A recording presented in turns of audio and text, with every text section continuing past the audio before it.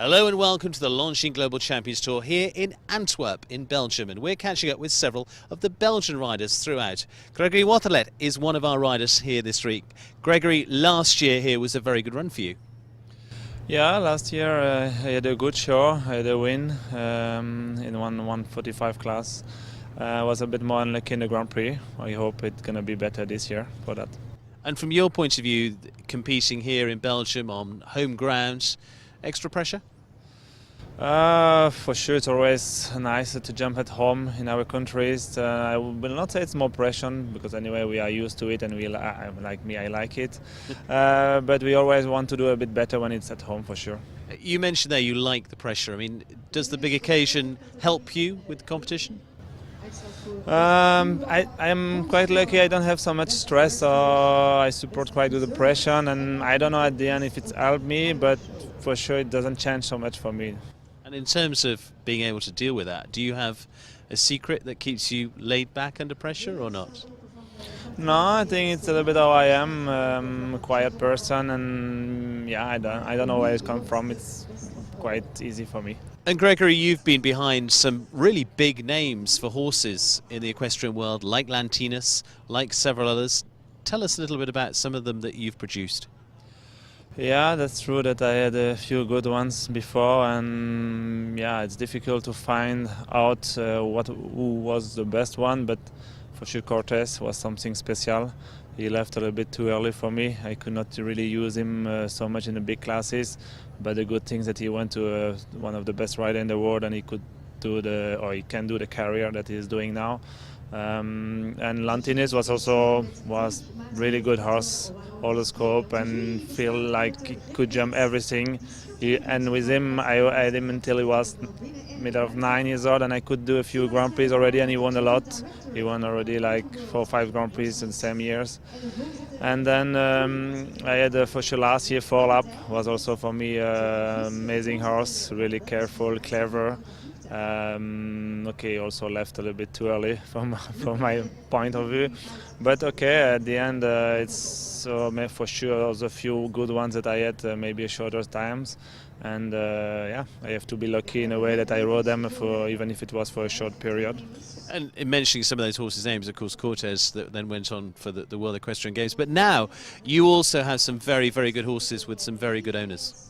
Yeah, of course. I have Conrad now. That's my first horse, and he did the World Championship last year, and I think this year is also more ready because everything came quite quick for him last year with Aachen, with Caen, and started the World Cup during the winter.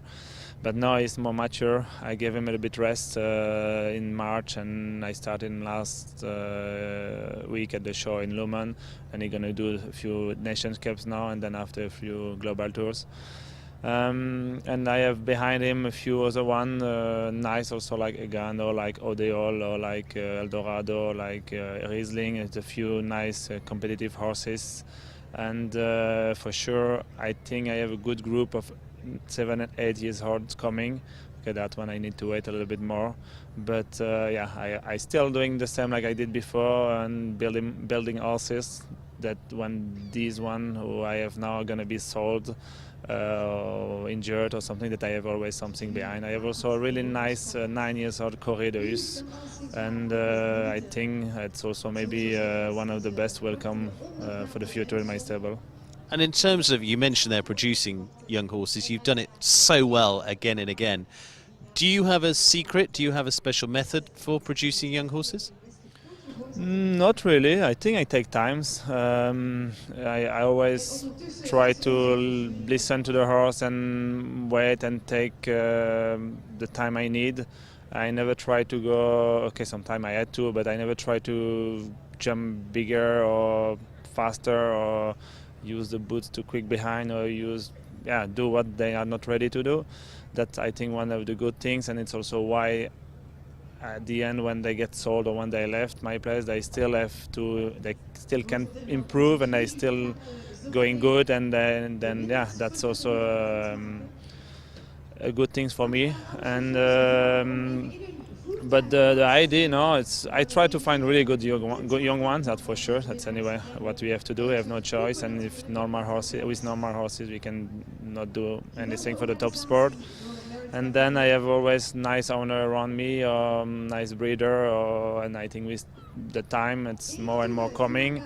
And yeah, I'm trying to build something also really with confidence with the owners and breeders, and I think it's also why everything coming in that way, that I always can get nice young ones and I can build them and take times and then bring them to the top spot. Well, you've got a great record, and you come in and win a lot from that point of view. I mean, Conrad, you mentioned in there as one of your winning horses. I mean, what's your plan usually, and when you've got to that stage, are you a real chaser of the clock, or as you say, you take your time with all of your horses? You mean when they are ready?